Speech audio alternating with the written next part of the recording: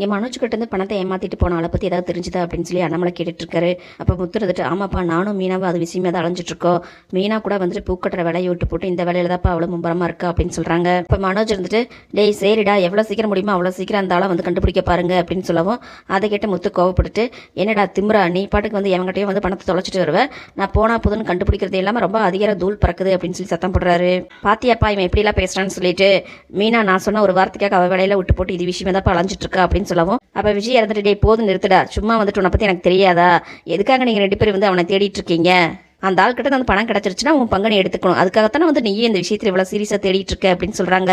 அதை கேட்ட முத்து இருந்துட்டு, என்னையும் வந்துட்டு இவன மாதிரி நினைச்சீங்களா, அப்படியே அந்த பணம் கிடைச்சதுன்னா வந்து கொடு, அப்பாட்ட தான் கொடுப்பேன். உடனே மனோஜ் வந்துட்டு, அப்பா நீங்களே சொல்லுங்கப்பா, இவெல்லாம் கண்டிப்பாக வந்து அந்த மாதிரி பண்ண மாட்டான், பணம் கிடச்சிது அப்படின்னா வந்துட்டு இவன் பாட்டுக்கு எடுத்துக்க போகிறான்ப்பா, அதை கொண்டு வந்து நேரம் எங்கிட்ட தர சொல்லுங்கப்பா அப்படின்னு சொல்லி சொல்கிறாரு. அதை கேட்ட முத்துக்கு பார்த்தீங்கன்னா இன்னும் பயங்கர கோவம் வருது. அப்பா பாத்தியாப்பா நீ சொன்ன ஒரு வாரத்துக்காக தான் வந்துட்டு அந்த ஆளை கண்டுபிடிக்கிற வேலையை நான் இறங்கினேன், இதில் எனக்கு தேவையாப்பா இப்படிலாம் பேசுகிறான் பாரு அப்படின்னு சொல்லி சொல்கிறாரு. அதை கேட்டீங்க அண்ணாமலை பார்த்தீங்கன்னா விஜயாவே மனோஜ் பிடிச்சி திட்டுறாரு. ஏ விஜயா அந்த மனோஜ் இப்படி பேசுறானா உனக்கு அறிவில்லையா, இவன் பாட்டுக்கு போய் தொலைச்சிட்டு வருவான், நான் சொன்னதுக்காக வந்து முத்து அந்த வேலையும் பார்க்கறது இல்லாமல் மீனாவும் சேர்ந்து அந்த வேலையை பார்த்துட்டு இருக்காங்க, இதில் எதுக்கு உங்களுக்கு தேவையில்லை இந்த மாதிரி அதிகாரமில்ல, அப்படி அக்கறையாக இருந்தால் நீங்களே போய் வேணா அதை கண்டுபிடிச்சிக்கோங்க அப்படின்னு சொல்லி சத்தம் போட்டு விடுறாரு. உடனே விஜயா பார்த்தீங்கன்னா மீனா மேலே கோவத்தை காட்டுறாங்க. ஏ மீனா நீ பாட்டுக்கு என்னமோ அந்த ஆளை கண்டுபிடிக்கிற அதுன்னு சொல்லி அலைஞ்சிக்கிட்டு வீட்டில வேலை செய்யாமல் இருக்காத, நீ பாட்டுக்கு சௌரியத்துக்கு வரையே எப்படி வந்து சமைப்பேன் அப்படின்னு சொல்லி கேட்குறாங்க. அப்போ மீனா வந்துட்டு, இல்லத்த நாங்கள் வெளியிலேயே வரும்போது சாப்பிட்டு வந்துட்டோம் அப்படின்னு சொல்லவும், ஓ அப்போ எங்களுக்கு அப்படின்னு சொல்லவும், உங்கள் 2 பேத்துக்கு வாங்கிட்டு தான் அத்தை வந்திருக்கோம் அப்படின்னு சொல்லவும், உடனே மனோஜ் வந்துட்டு, என்னது அப்போ எங்கள் 2 பேத்துக்கு நானும் ரோஹிணி என்ன சாப்பிடுவோம் அப்படின்னு சொல்லி கேட்குறாங்க.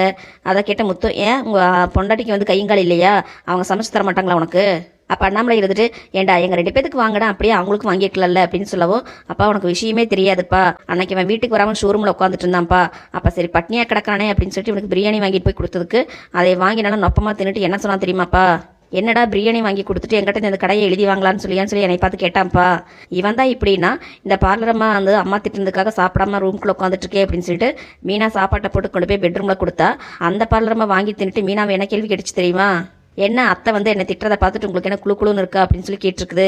நீயே சொல்லுப்பா இப்படி பேசுகிற இவங்களுக்கு போய் யாருப்பா சாப்பாடு வாங்கிட்டு வந்து கொடுப்பா, அப்படி இருந்தும் மீனா மனசு கேட்காம வாங்கலான்னு தான் சொன்னான், நான் தான்ப்பா வேண்டான்னு சொன்னேன். அதை கேட்ட அண்ணாமலை பார்த்தீங்கன்னா மனோஜ் ரோஹிணி பார்த்து முறைக்கிறாரு. கரெக்டாக அந்த நேரம் பார்த்தீங்கன்னா ரவியும் ஸ்ருதியும் வராங்க. அப்போ விஜய் இறந்துட்டு இதுதான் சாக்குன்னு சொல்லிட்டு, சரி இப்போ இவங்க 2 பேரும் வராங்களா, இவங்களுக்கு சாப்பாடு செஞ்சுதான் ஆகணும், போடி போய் மீனா இப்போ எல்லாத்துக்கும் போய் சமைப்போம் அப்படின்னு சொல்லி சொல்கிறாங்க. அப்போ ஸ்ருதி இருந்துட்டு, அதெல்லாம் ஒன்றும் வேண்டான்ட்டி, எங்களுக்கு வந்து நாங்கள் பீஸா வாங்கிட்டு வந்துட்டோம் அப்படின்னு சொல்கிறாங்க. என்னம்மா திடீர்னு எதுக்கு இந்த பீஸா பாசண்டெல்லாம் வாங்கிட்டு வந்தேன் அப்படிங்கவும், இல்லைன்ட்டி மீனா வந்துட்டு கடையில் வந்துட்டு எங்களுக்கு ஃபோன் பண்ணி கேட்டாங்க, நாங்கள் எங்களுக்கு சாப்பாடு வாங்க போகிறோம் உங்களுக்கு வாங்குறதான்னு சொல்லி கேட்டப்போ நான் தான் எங்களுக்கு நாங்களே வாங்கிக்கிறோன்னு சொல்லிட்டோம். அதை கேட்ட விஜயா பார்த்தீங்கன்னா மீனாவை பார்த்து முறைக்கிறாங்க. ஓ அப்போ வெளியிலேயே வந்துட்டு எல்லாம் கூட்டுக்களவணித்தனம் பண்ணிட்டு தான் வந்திருக்காளா அப்படின்னு சொல்லிட்டு முறைச்சிட்டு இருக்காங்க. அப்போ மனோஜ் வந்துட்டு, இப்போ நான் என்ன சாப்பிட்றது அப்படிங்கவோ, ஏன் பொண்டாட்டி சமைச்சு தர சொல்லு, ஏன் பொண்டாட்டி சமைச்சு தரது மட்டும்தான் உன் வாயில இறங்குமா, ஏன் பொண்டாட்டி சமைக்கிறது வந்து நல்லாவே இருக்காதா அப்படின்னு சொல்லி கேட்கவும், இங்கே ரோஹிணி பார்த்தீங்கன்னா மனோஜை பார்த்து முறைக்கிறாங்க. இல்லை ரோஹிணி நீ சமைச்சு கூட நான் சாப்பிட்றேன் அப்படிங்கிறாங்க. அதுக்கப்புறம் முத்துறதுட்டு, சரி வா மீனா நம்ம போய் சாப்பிடலாப்பா, வாங்கப்பா சாப்பிடலாம் அப்படின்னு சொல்லி கூப்பிடுறாங்க. அப்போ அண்ணாமலை எடுத்துட்டு வா விஜயா அப்படிங்கவும், இல்லை எனக்கெல்லாம் ஒன்றும் வேண்டாம், எனக்கு வயிறு சரியில்லை, மீனா எனக்கு ஒரு டம்ளர் பால் மட்டும் காய்ச்சி எடுத்து வந்து கொடுடி அப்படிங்கிறாங்க. உடனே முத்து இருந்துட்டு, ஏன் அதை கூட வந்துட்டு என் பொண்டாட்டி மீனா தான் செய்யணுமா, அதான் அந்த பார்லரம்மா எதுவும் சமைக்க போறேன்னு சொல்லுதில்ல, அப்படியே வந்துட்டு உங்களுக்கு ஒரு டம்ளர் பாலை வந்து அதையே காய்ச்சி தர சொல்லுங்க அப்படின்ட்டு, மீனா நீ போலாம் அப்படின்னு சொல்லிட்டு மீனாவை கூப்பிட்டு போறாங்க. அதை பார்த்துட்டு இங்கே விஜயா கடுப்பாயிட்டு உடனே ரோகிணி வந்து பிடிச்சி கத்துறாங்க. பார்த்து இல்லை எப்படிலாம் அவமானப்படுத்துறான்னு சொல்லிட்டு, எல்லாத்துக்கு காரணம் நீங்க தான், எவ்வளோ சீக்கிரம் அந்த பணத்தை ரெடி பண்ணி தர முடியுமோ அவ்வளோ சீக்கிரம் பணத்தை ரெடி பண்ணி முத்துக்கிட்ட கொடுத்து தொலைங்க, இப்படியே போச்சு அப்படின்னா இந்த வீட்டில் உங்களுக்கு மரியாதையே இருக்காது, உங்களால வந்துட்டு என்னோட மானம் தான் போகுது அப்படின்னு சொல்லிட்டு விஜயா பார்த்தீங்கன்னா இங்கே மனோஜ் ரோகிணி கண்டபடி திட்டி விட்டுட்டாங்கிறது போறாங்க. அதுக்கப்புறம் இங்கே ரோகிணி கிச்சனுக்கு வந்துட்டு மனோஜுக்கு தோசை சுட்டுட்டு இருக்காங்க. அவங்க பார்த்தீங்கன்னா தோசையே வர மாட்டேங்குது, கிழிஞ்சு வந்துட்டு இருக்குது. கரெக்டாக பார்த்தீங்கன்னா ஸ்ருதி அங்கே வந்துட்டு, என்ன இது தோசை சுடுறீங்களா இல்லை கொத்து பரோட்டா பண்ணுறீங்களா அப்படின்னு சொல்லி கேட்குறாங்க. என்னங்க கிண்டல் பண்ணுறீங்களா, நான் என்ன பண்ணிட்டு எனக்கு வரவே மாட்டேங்குது அப்படின்னு சொல்கிறாங்க. சரி நான் வந்துட்டு இந்த பீஸா சாப்பிட்டதுனால எனக்கு ஒரு மாதிரி ஜீரணமா இருக்குது, எனக்கு ஒரு டீ போட்டு கொடுங்க அப்படின்னு சொல்லுவோம். என்னங்க நானா அப்படின்னு சொல்லி கேட்குறாங்க. ஏன் மீனா இங்கே சமையல் பண்ணிட்டு இருந்தா அவங்க கிட்ட டீ கேட்டால் போட்டு தர மாட்டாங்களா, அவங்கள அளவுக்கு நீங்கள் போடலினாலும் பரவாயில்ல, ஓரளவுக்கு அவங்கள மாதிரி போட்டு கொடுங்க அப்படின்னு சொல்லவும், இங்கே ரோகிணி பார்த்தீங்கன்னா ஸ்ருதியை பார்த்து முறைச்சிட்டு வர வழி இல்லாமல் போட்டுட்டு இருக்காங்க. இங்கே மனோஜ் பார்த்தீங்கன்னா, என்ன ரோகிணி இன்னிமா தோசை சுடுற அப்படின்னு சொல்லி கத்திட்டு இருக்காரு. இரு மனோஜ் வர அப்படின்னு சொல்லிட்டு இங்கே ரோகிணி பார்த்தீங்கன்னா கண்டபடி தோசை சுட்டுட்டு இருக்காங்க. பத்தாவதுக்கு விஜயாவை அங்கே வந்து உட்காந்துட்டு, ஏதோ எனக்கு பசி இல்லைன்னு சொன்னா ஆனால் இப்போ பசிக்குது ரோகிணி, எனக்கும் 2 தோசை சுடுமா அப்படின்னு சொல்லி கேட்குறாங்க. கரெக்டாக அந்த நேரம் பார்த்தீங்கன்னா மீனா அங்கே வராங்க.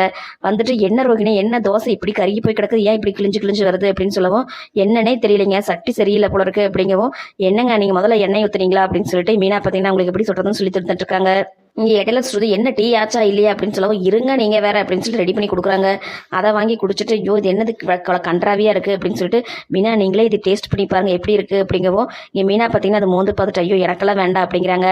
அதை பார்த்துட்டு இங்கே ரோகிணி பயங்கர கடுப்பில் நிற்கவும் இங்கே மனோஜ் மறுபடியும் பார்த்தீங்கன்னா தட்டை தட்டிட்டு என்ன தோசை வருமா இல்லையா தோசை சொல்றதுக்கு இவ்வளோ நேரமா அப்படின்னு சொல்லி கத்துறாரு. அப்போ இந்த கிழிஞ்சு தோசையெல்லாம் கொண்டு போய் ரோகிணி மனோஜ் கிட்ட கொடுக்கவும் என்ன இது அம்மா இது என்னம்மா இது இப்படி கருகி போயிருக்கு இப்படி கிழிஞ்சிருக்கு அப்படின்னு சொல்றாங்க. சரி தோசை தான் வந்துச்சு சட்னி எங்க அப்படின்னு இனிதான் அரைக்கணும்னு சொல்லிட்டு வந்து அரைச்சிட்டு இருக்காங்க. அதுக்கப்புறம் எடுத்து கொண்டு போய் கொடுத்து அதை வாயில வச்சுட்டு 2 பேருக்கு காரமே தாங்க முடியல. விஜய் ஐயோ எனக்கு இதெல்லாம் வேண்டாம் நான் பட்டினியாவே இருந்துக்கிறேன் அப்படின்னு சொல்லி எதிர்த்து போயிடுறாங்க. இங்க மனோஜ் இருந்துட்டு ஐயோ எனக்கும் வேண்டாம் ரோகிணி நான் கடையிலேயே ஆர்டர் போட்டுக்கிறேன் அப்படின்னு சொல்லி எந்திரிச்சு போயிடுறாரு. அப்ப ரோகிணி பார்த்தீங்கன்னா பயங்கர கடுப்போட இங்க கிச்சனுக்குள்ள வரவும் அப்ப மீனா இருந்துட்டு ஏன் ரோகிணி எதுக்கு நீங்க வந்து வெளியில எல்லாம் கடை வாங்குறீங்க அப்படின்னு சொல்லி கேட்கறாங்க. உடனே ரோகிணி நான் யார்கிட்ட கடை வாங்கினேன் அப்படின்னு சொல்லவும் இல்ல அந்த ரவுடி சிட்டி கிட்டையில இது கடை வாங்கினீங்க அப்படின்னு சொல்றாங்க. இங்க மீனா சிட்டின்னு சொன்னதுமே இங்க ரோகிணிக்கு பார்த்தீங்கன்னா பயங்கர அதிர்ச்சியாகுது. ஆமா அது எப்படி உங்களுக்கு தெரியும் அப்படின்னு சொல்லவும் சிட்டி கிட்ட தானே என்னோட தம்பி வேலை செஞ்சுட்டு இருந்தான் அவன் தான் சொன்னான்.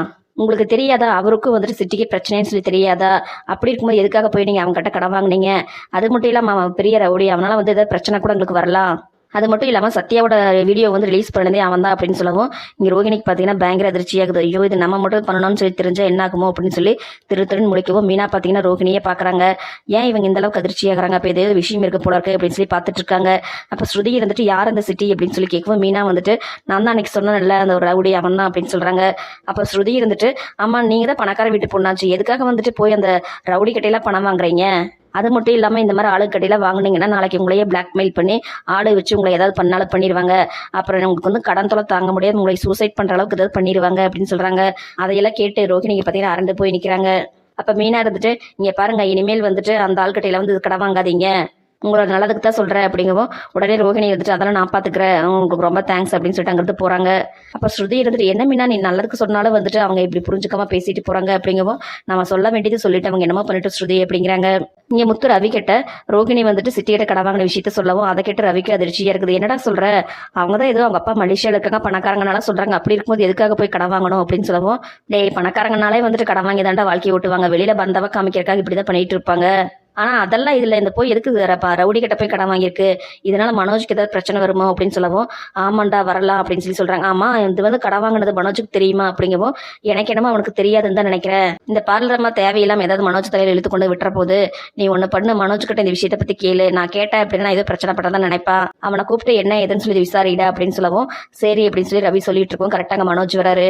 அப்போ ரவி கூப்பிட்டு ஏண்டா அண்ணி வந்துட்டு கடன் வாங்கிட்டு இருக்க விஷயமெல்லாம் உனக்கு தெரியுமா அப்படிங்கும். எனது அவள்லாம் ஒன்றும் கடன் வாங்க மாட்டான் எதுக்கடா போய் சொல்ற அப்படிங்கும். டே நான் ஒன்றும் போய் சொல்லலை அதுவும் போய் ஒரு ரவுடி கிட்ட போய் கடன் வாங்கியிருக்காங்க அப்படிங்கிறாங்க. சரி அதெல்லாம் உனக்கு எப்படி தெரியும் அப்படின்னு சொல்லி முத்து தான் சொன்னான். அதை கேட்ட மனோஜ் ஆமா இவன் வந்து வேணுட்டே போய் சொல்லுவான் அப்படிங்கவும் டே இல்லடா மீனா அண்ணியோட தம்பி தான் வந்துட்டு சிட்டிக்கிட்ட வேலை செய்யறான் அவன் மூலியமா தான் தெரியும் அப்படிங்கவும் டே அந்த சத்யாவே வந்து ஒரு திருட அப்படின்னு சொல்லவும் அவன் முத்து கோவப்பட்டுட்டு ஆமாண்டா அவன் திருடன் தான் ஆனா அந்த திருட்டு கும்பலதான் போயிட்டு உன் பொண்டாட்டி போய் கடன் வாங்கிட்டு வந்திருக்குது இவ்வளவு பேச்சு பேசுறே அதெல்லாம் உனக்கு தெரியுமா அப்படின்னு சொல்லி கேட்கிறாரு. அதை கேட்டீங்க மனோஜுக்கு பார்த்தீங்கன்னா அதிர்ச்சியா இருக்குது.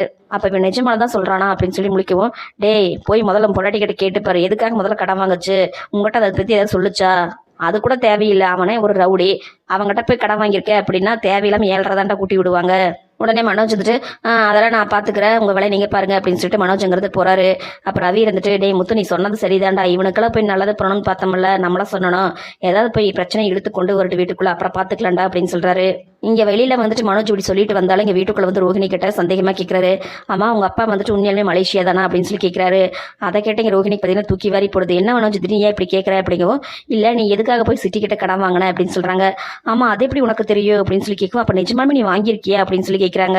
இங்க ரோஹிணிக்கோ ஐயோ என்னடா இப்படி சமாளிக்கிறது அப்படின்னு சொல்லிட்டு இதெல்லாம் உனக்கு எப்படி தெரியும் அப்படிங்கவும் ஏன் இந்த முத்து தான் சொன்னா ஐயோ உங்ககிட்ட வேற போட்டு கொடுத்துட்டானா இந்த மீனா என்னடானா என்ன இப்பதான் வந்து என்ன டென்ஷன் பண்ணா இப்ப இந்த முத்து வேற இவங்கிட்ட சொல்லிட்டானே அப்படின்னு சொல்லிட்டு இங்க ரோஹிணி பையன் திருன்னு முடிச்சிட்டு இருக்காங்க. ஆனா மனோஜ் விடாம உண்மை சொல்ல எதுக்காக போய் அவங்ககிட்ட கடன் வாங்கினேன் அதுவும் எங்கிட்ட ஒரு வார்த்தை கூட சொல்லவே இல்லை எனக்கு என்னமோ நீ பண்றதெல்லாம் பார்த்தா உங்க அப்பா வந்துட்டு பெரிய பணக்கார மலேசியாங்கிறதெல்லாம் பொய்யோ இருக்குமோன்னு சொல்லி தோணுது அப்படிங்கவும் அதை கேட்டு இங்க ரோஹிணிக்கு பாத்தீங்கன்னா பயங்கர அதிர்ச்சியோட நிக்கிறாங்க. இதுக்கப்புறம் என்ன நடக்க போகுதுன்னு சொல்லி நாளைக்கு நம்ம எபிசோட்ல பார்த்து தெரிஞ்சுக்கலாம். நம்ம வீடியோ பிடிச்சிருந்தா லைக் பண்ணுங்க மறக்காம நம்ம சேனலை சப்ஸ்கிரைப் பண்ணி சப்போர்ட் பண்ணுங்க மக்களே. நன்றி.